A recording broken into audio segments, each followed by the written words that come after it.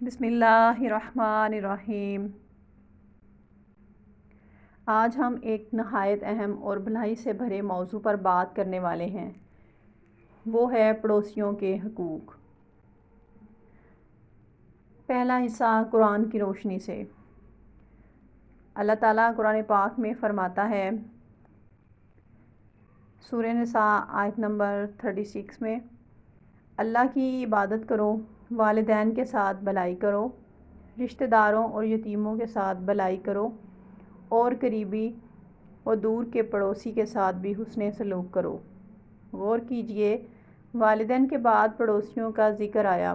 یہ بتاتا ہے کہ اسلام میں پڑوسی کا حق کتنا بڑا ہے۔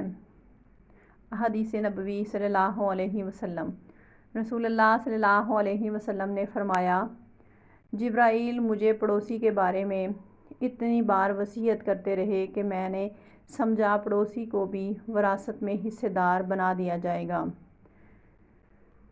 ایک اور حدیث میں نبی کریم صلی اللہ علیہ وسلم نے 3 بار فرمایا، وہ شخص مومن نہیں، وہ شخص مومن نہیں، وہ شخص مومن نہیں جس کا پڑوسی اس کی شرارت سے محفوظ نہ ہو۔ یہ الفاظ سن کر ہمیں اپنے آپ کو ضرور ٹٹولنا چاہیے، کہیں ایسا تو نہیں کہ ہمارے رویے سے ہمارے پڑوسی تکلیف میں ہوں۔ اب سوال یہ ہے کہ پڑوسیوں کے حقوق کیا ہیں؟ رسول اللہ صلی اللہ علیہ وسلم نے ہمیں اس کی عملی مثالیں بھی سکھائی ہیں۔ پڑوسی کو عزت دینا، ان کے ساتھ خوش اخلاقی سے پیش آنا، اگر وہ بھوکے ہیں تو کھانے میں شریک کرنا، ان کے دکھ سکھ میں شریک ہونا، اور بیماری میں ان کی عیادت کرنا۔ اگر وہ مدد مانگیں تو حتی الامکان ان کی مدد کرنا۔ حدیث میں آتا ہے، نبی کریم صلی اللہ علیہ وسلم نے فرمایا، جب سالن پکاؤ تو اس میں پانی زیادہ ڈال دو اور اپنے پڑوسی کو بھی دے دو۔ یعنی ایک برتن کھانے سے بھی پڑوسی کا حق ادا ہو سکتا ہے۔ سلف صالحین کی مثال۔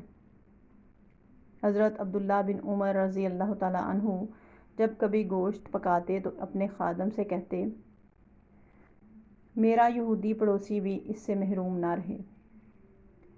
سبحان اللہ! اسلام کی خوبصورتی یہ ہے کہ پڑوسی چاہے مسلمان ہو یا غیر مسلم، یاد رکھیے ہمارا اصل امتحان ہمارے قریبی لوگ ہیں۔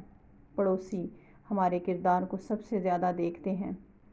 اگر ہم ان کے ساتھ اچھے ہیں تو یہ ایمان کی نشانی ہے، اور اگر ہم ان کو تکلیف پہنچاتے ہیں تو ہمارے ایمان سوالیہ نشان بن جاتا ہے۔ اللہ تعالیٰ ہمیں توفیق دے کہ ہم اپنے پڑوسیوں کے ساتھ ویسا ہی حسن سلوک کریں جیسا ہمارے پیارے نبی صلی اللہ علیہ وسلم نے سکھایا۔ اگر یہ پیغام آپ کو پسند آیا تو اسے دوسروں تک ضرور شیئر کریں تاکہ سب لوگ پڑوسیوں کے حقوق کو پہچان سکیں۔ اللہ تعالیٰ ہم سب کو عمل کی توفیق عطا فرمائے، آمین یا رب العالمین۔